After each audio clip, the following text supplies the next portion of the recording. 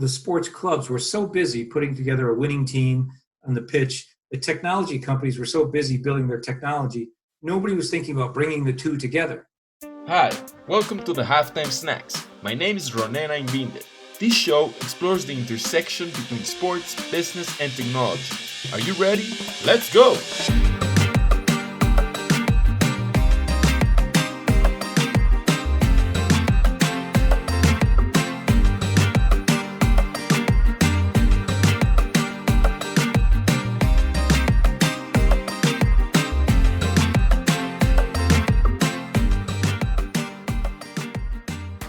I'm excited to introduce and welcome our next official guest of the show. Today, joining the call from London in the UK is a sports marketing legend and an enthusiastic tech entrepreneur. He's the managing partner of Fantastec, a company that is inventing the future of fan engagement using new and emerging technologies such as blockchain, AI, VR, and many others. Our guest today is a prominent businessman, and we met through my weekly newsletter.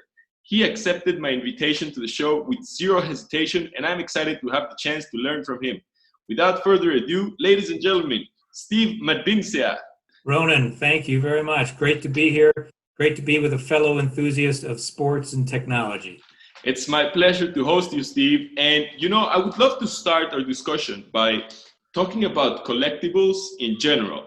A few weeks ago, I wrote an article about the most expensive baseball card ever sold. One of the main things that I realized is I haven't seen a collectible card for years. It feels like it's an industry that has been slowly fading away.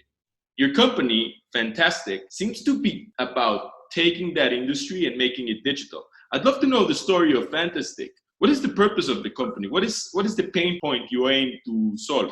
The whole idea behind Fantastec is that myself and my partner, Simon, we just absolutely love sports. We love technology. We've worked in it our whole lives. And we recognize that the sports clubs were so busy putting together a winning team on the pitch. The technology companies were so busy building their technology. Nobody was thinking about bringing the two together. So we're like, hey, we know this area. Why don't we go for it? It's a white space. Nobody else is in there. And it's a classic startup type thing, right? You see something nobody else sees. You just kind of dive right in there without knowing any of the questions or, quite frankly, any of the answers, type of thing. So that was the premise of Fantastec, knowing that many people around the world are just like me. They love sports, but they're not close to the sports they love. I mean, I love everything from Australian rules football to American college football to big rugby matches, have guys in the office trying to teach me about cricket, but you can't be there all the time. So how do you get more engaged with it? And when you see technology doing things in other industries so special, so unique, you're like, you know what, we got to do it in sport. We have to make things happen in sport. So we started creating a whole host of different products and showing them to different people. And we were very fortunate that early on we had some of the top European football clubs, European football leagues come into our office. And I still remember one of the younger dev guys, writes code all the time. He's with us maybe 6 months. And he's like, how the F did we get Real Madrid in our office today? And I'm like, well, what do you think I've been doing for the last 15 years? I've been working closely with these guys on Champions League and other things so that, one day came when I'd call them, they'd answer quite. And so that got them to look at our products and they said, hey, we like this. We understand this. This one we might not have the rights to. And when we showed them our digital collectibles that we built on a blockchain, they all were like, geez, we need that. We need that right now. We're like, we didn't understand the pain point they were talking about at that time, but it's really clear to us now is that they saw that 99% of their fans are absolutely never going to attend a match, because they're building up this international fan base. For 10 years, they've been in a race to build up 100 million, 200 million fans on Facebook, Instagram, Twitter, now TikTok, everything like that, right? But those fans are, they're just getting likes, they're just getting shares, if they're lucky, but they're not really monetizing them. So how can they monetize those fans? How can they get better engaged with those fans? Flip that coin. On the other side, the fans are saying, I want to get closer to the team. I want more interaction. I want more engagement. And I'm willing to pay a little bit of money. So how can I do that?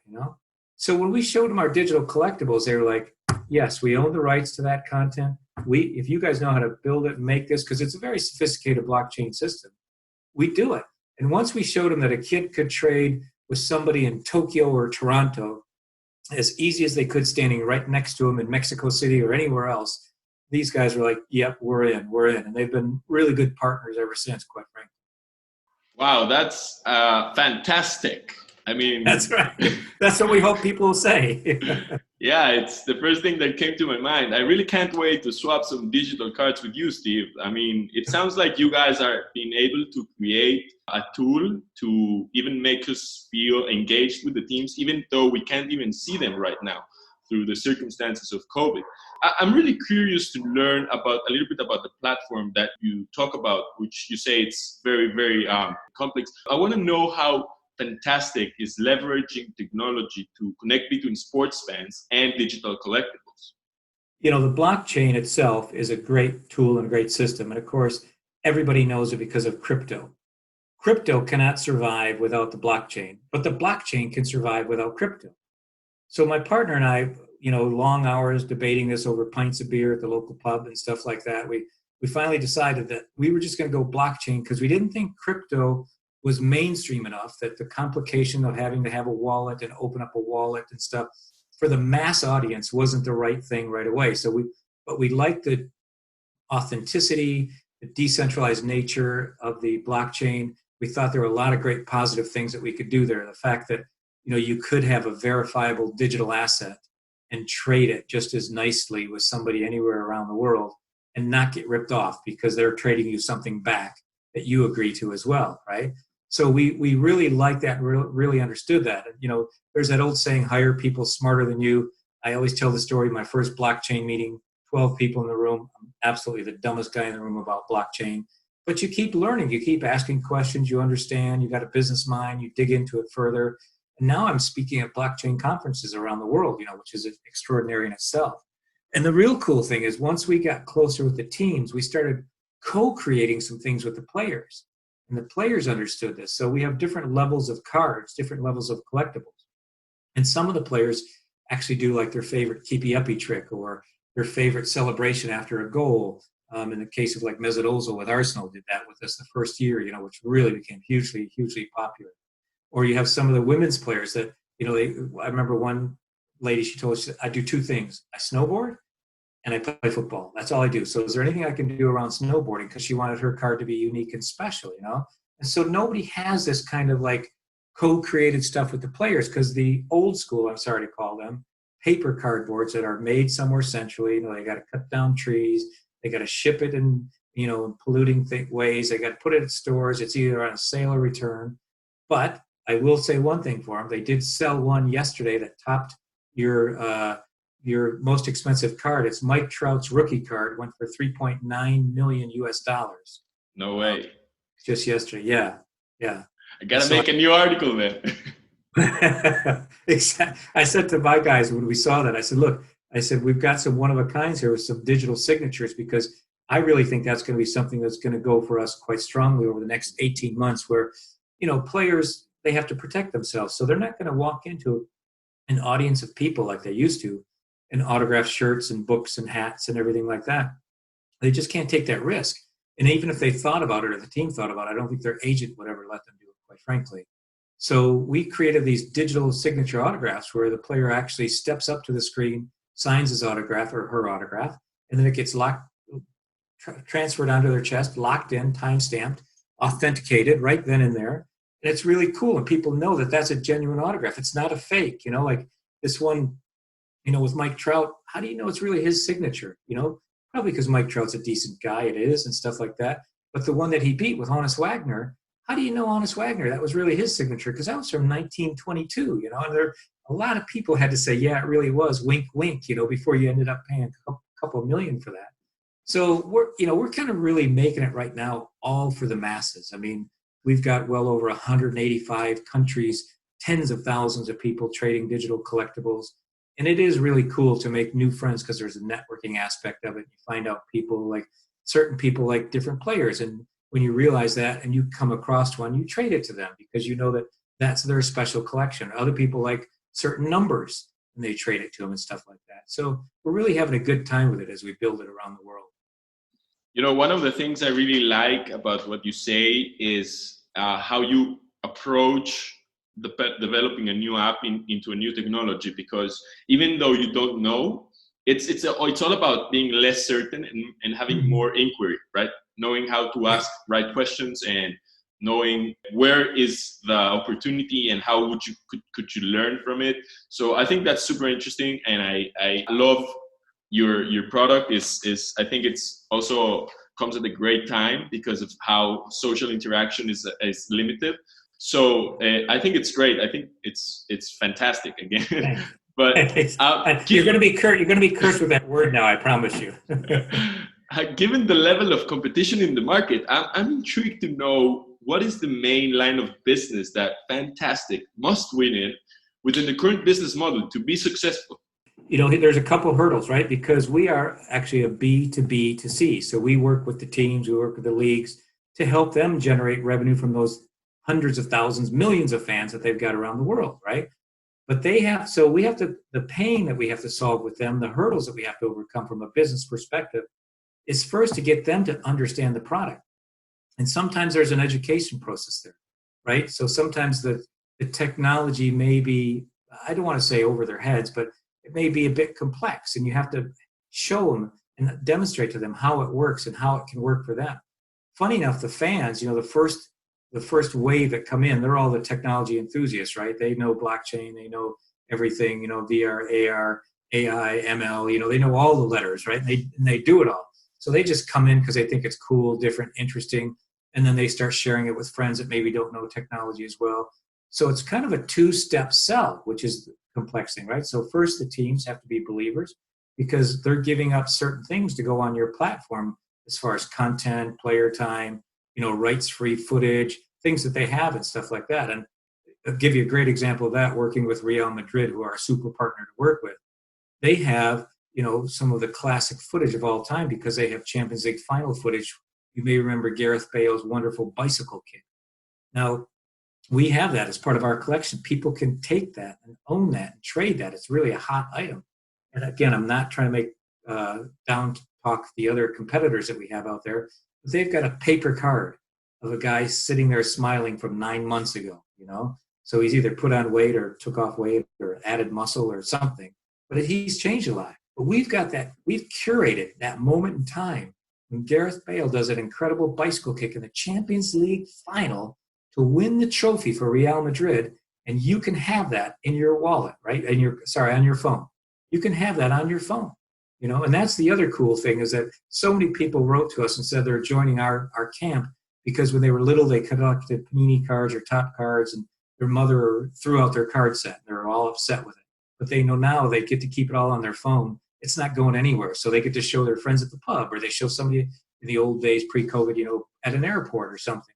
That they would share that with them, the different collections that they had, and then bring them into the game. And that's really how we've grown, is word of mouth like that. Yeah, and I also think that one key element of sports is its emotional part, that fans actually remember things because of the emotions that it caused them back in the time. So I feel like by capturing the moment, you also capture the emotion, which is something like when you sell emotion, it's everyone's gonna buy. And with the current shift in how everything has been taken online, businesses, sports, technology, all of them have been affected by all the things happening worldwide, such as political changes, trade wars, and COVID, of course. So I'm intrigued to ask you, what are the top 3 to 5 macro trends affecting your business environment? If you could be as specific as possible, that would be great. One thing is that we know absolutely positively for sure that mobile phone use is up, right? So originally we had thought we were going to appeal to the mobile first generation. But with COVID coming on board, it's actually a mobile first economy, right? If you look at all the statistics, people are going to their mobile phone first to do everything. Zoom calls, ordering on Amazon, digital trading with Fantastec, everything on that phone. So it really truly is accelerated that mobile first economy. And that's huge. And it's also helpful to us because 85% of our fans are younger than 30 years old. So we know that they're the mobile first generation anyway. So that fits perfectly hand in glove with us. But the other aspect that we have to think about in our ecosystem is, when are those fans going to go back to the stadium? When can they go back? There's tests with 10% of the stadium, other tests with 20% of the stadium. And so those fans are having like real withdrawal systems. So they need interaction, they need engagement. And that's why I'm pushing my dev team really hard to come up with more games that people can play on our phone with the digital collectibles, more leaderboard competitions, more different interactions like that, so that the people that are missing that kind of journey to the stadium and stuff, because that 2 hours prior and that 2 hours after is probably about our busiest time. Those kind of, they call them shoulder times. That's when we can see people just light up on our board, that they just start trading all over the world, because it's the build up to the game. It's one of the things they want to do when they're double screening and stuff like that. But probably the number one thing that is really a thing that we have to be careful of more than anything else, I think, is the differentiating ourselves from other people that are out there that have gone the crypto route. I have no issues with the crypto route. I think it's a wonderful system and people should do it. But there's a lot of, I like to call them crypto gamblers out there. So I'll give you one prime example. F1 Delta Time is a great game, wonderful game. And I'm very envious that they sold these crates of unknown stuff at the beginning of their journey. And it was like over $350,000 worth of stuff that they sold, $374,000 to be precise, right? And I'm very envious of that. But the more I looked into it, the more it looked like they did a very smart thing where they used a thing called altcoin and just consider that like a currency converter. And so people with all of these digital cryptocurrencies around the world that were kind of useless, what are you going to do with them? You have to do something. So they went and bought this F1 Delta Time game because F1's a big attraction. So that's great for them. They got some immediate cash. But the question is whether long-term those people will be around and continue to be players and stuff. And so that's the balance with the people that are in the market with the crypto formula right now have to figure out.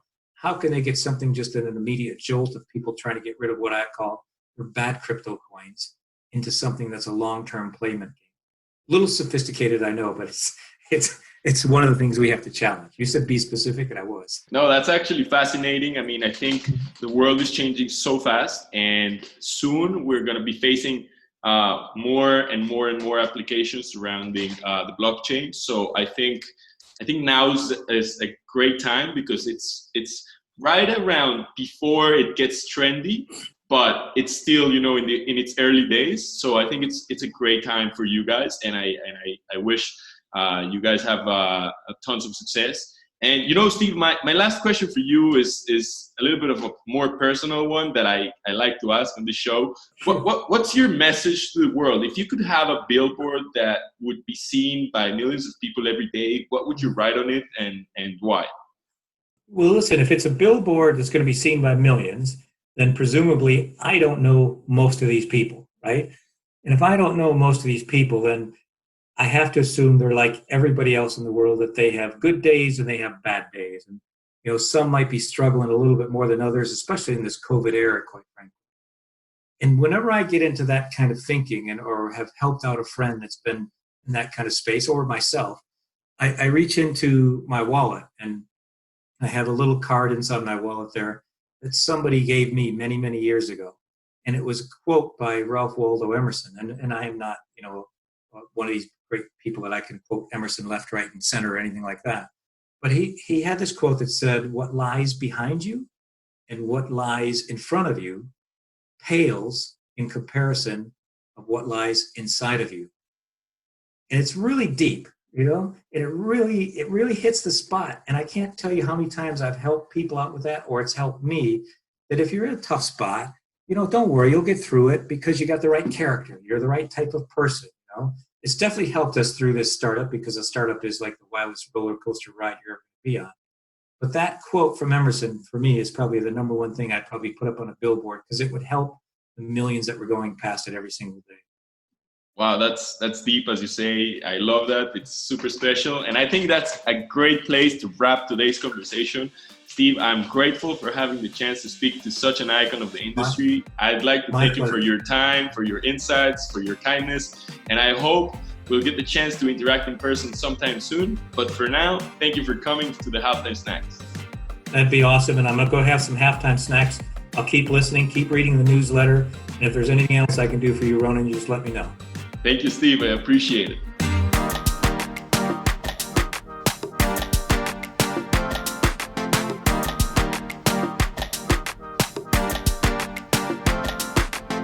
Before you leave, I want to thank you for listening. To hear these or any other halftime snack, check out the full archive on my website, which you can find on the show notes. See you next week!